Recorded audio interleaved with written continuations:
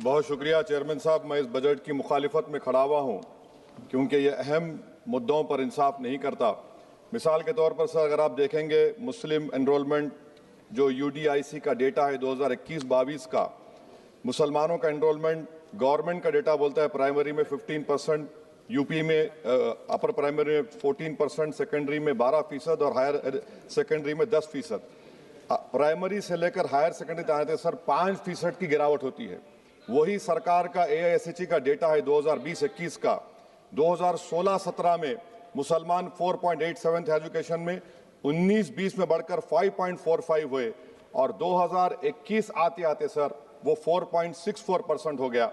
यानी जहां पर मुसलमान 2019-20 में 19,21,000 पे आगे, यानी 1,79,000 की गिरावट आई। ये क्यों हुआ सर? ये इसलिए हुआ क्योंकि ये मोदी सरकार तासुब और तंग नजरी के मुजाहरे करती है। इसी वजह से मुसलमानों अक़लियतों में ड्रॉप आउट रेट ज्यादा है, लो एनरोलमेंट है और वो हायर एजुकेशन तालीम को मुकम्मल नहीं कर सकते। सर 3 स्कॉलरशिप स्कीमें हैं, 5 साल से cabinet committee of economic affairs in स्कीमों की मंजूरी नहीं दे रही है सर, 5 साल से। ये आपकी तासुब और नफरत नहीं है तो क्या है बताइए आप? बजट तो पास हो रहा है ऐवान में, 5 साल से आप पैसे नहीं दे रहे हैं। क्यों? क्योंकि cabinet committee of economic affairs इसको मंजूरी नहीं देती है। और मैं बताना चाह रहा हूं, आप विकसित भारत बनाना चाहते हैं, मैं तायद करता हूं, मगर क्या आप 14% आबादी को नहीं पढ़ाकर, उनको एलिनेट कर आप विकसित भारत बना पाएंगे? विकसित भारत उसी वक्त बनेगा सर जब मुसलमान समाजी, इक्तिसादी, तालीमी और माशी तौर पर ताकतवर होंगे। मगर अफसोस के साथ कहना पड़ा, सच्चाई है कि सरकार नहीं चाहती ये हो। सर मैं हुकूमत से पूछना चाह रहा हूं कि यूनिट कॉस्ट स्कॉलरशिप का 2007 और 8 से रिवाइज नहीं हुआ क्योंकि जो तालीम का कॉस्ट है उससे मैच नहीं कर रहा है। आप 3 स्कॉलरशिप को डिमांड ड्रिवन नहीं कर रहे हैं। 11 साल से आप 10 स्कॉलरशिप नहीं बढ़ाए, वही नंबर ला के रख दिए। मैं डिमांड ड्रिवन करने का मुतालबा करता हूं। सर प्री मैट्रिक स्कॉलरशिप को क्यों 9th और 10th से शुरू किया था? Sir highest drop out rate मुसलमानों का है और हमारे मसीहा वेस्ट बंगाल में बैठे, वहां पर ड्रॉप आउट रेट मुसलमानों का 23%, आसाम में 30%। आसाम की सरकार गोली मारने का वीडियो कम बनाएगी तो शायद मुसलमान पढ़ ले तालीम में। सर मैं मुतालबा करता हूं कि मौलाना आजाद फेलोशिप को दोबारा शुरू किया जाए ताकि अक़लियती और मुस्लिम बच्चे हायर एजुकेशन मुकम्मल कर सके। पेरेंटल इनकम आप इजाफा क्यों नहीं कर रहे सर? 1 लाख रुपए, 1.5 लाख रुपए क्या स्कॉलरशिप मिलेगी सर बताइए आप? और सर आपको मिसाल दे रहा हूं, आप तो काबिल आदमी हैं। 2022-23 में बजट था माइनॉरिटी मिनिस्ट्री का 5,000 करोड़, कितना आपने खर्च किया? 16%। 22-23 में सर बजट था 22-23-24 में 3,000 करोड़, 5% खर्च हुआ सर। 24-25 में बजट था 3,180 करोड़, 22% खर्च हुआ सर। PMJV के स्कीम है 1,914 करोड़, उसको आपने कम कर दिया 1,565 करोड़। तो मैं सरकार से मुतालबा करता हूं कि मिनिस्ट्री ऑफ माइनॉरिटी के बजट का 10,000 करोड़ कम से कम होना चाहिए। तासुबियत को खत्म करिए आपकी स्कीम में। सर दूसरी बात, इनकम टैक्स के बेनिफिट मिलती थी हमारे फौज के सिपाहियों को जो विकलांग थे, आपने इनकम टैक्स बेनिफिट छीन लिया उन लोगों को। ये कैसा इंसाफ है आपका बताइए? जो फौजी सर्विस में है, अरे प्राइम मिनिस्टर अगर एक ट्रेन की झंडी दिखाएंगे तो उससे बढ़ के पैसे खर्च हुआते, तो आप क्या बचा रहे? सर 11-12 साल से वजीर आजम मोदी हैं, हमारी एयरफोर्स का स्क्वाड्रन गिरकर 29 पर आ गया।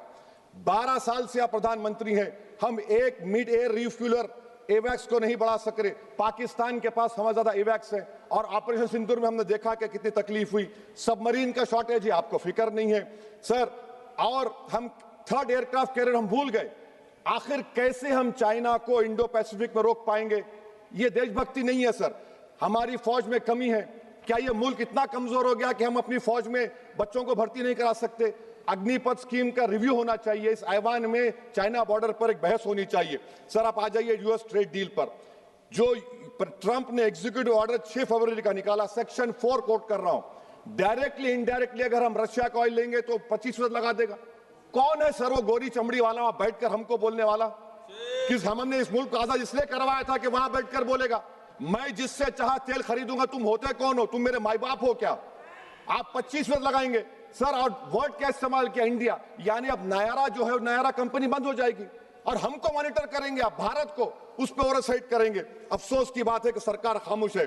सर 2019 में ईरान का ऑयल मत लो बोले, आपने गलती की, आपने ईरान का ऑयल नहीं लिया। तो अमेरिका ने कहा कि इराक से लो, कंपेरेबल रेट पे, कंपेरेबल रेट पे, मार्केट रेट, नॉमिनल प्राइस पे नहीं। आज यूएस कह रहा है कि मोनोपोली रेट पे लो। कहां है सर? हम क्यों कर रहे हैं? क्यों इतना गिर रहे हैं इस गोरी चमड़ी वाले के सामने? आखिर हमारी हमियत कहां है सर? और एक बात बता रहा हूं सर, ये यूएस ट्रेड डील से European 2 minute sir, European union की ट्रीटी से हमारा पीएलआई का पूरा असर पड़ेगा, क्योंकि आपने टैरिफ गिरा दिया। आपने टैरिफ गिरा दिया मेडिकल डिवाइसेस पर, आपने टैरिफ गिरा दिया सोफिस्टिकेटेड मशीनरी पर, तो यूएस इंडस्ट्रियल गुड्स आएंगे, तो डी-इंडस्ट्रियलाइजेशन का खतरा है इस मुल्क में।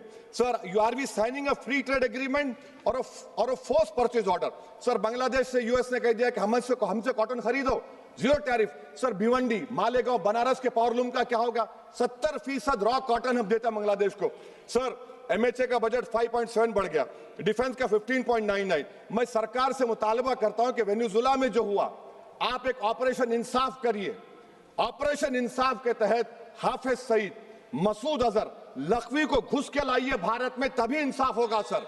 जब तक खत्म कर रहा हूं सर, हम कुलभूषण यादव को भूल गए। वो कुलभूषण यादव जिसको आईसीजे में रुकाया, आखिर हम कब लेके आएंगे कुलभूषण यादव को? वजीर आजम इजराइल को जा रहे हैं, मैं उनसे ये मुतालबा करता हूं कि वो गाजा को जाएं, 15 मिनट जाकर देखें, 60,000 फलस्तीनियों खत्म कर दिया गया। और नेतन्याहू पर आईसीजे का अरेस्ट वारंट है, आईसीसी का, और आईसीजे में केस चल रहा है सर। तो मैं आपसे मुतालबा करता हूं कि वजीर आजम गाजा के बारे में देखें।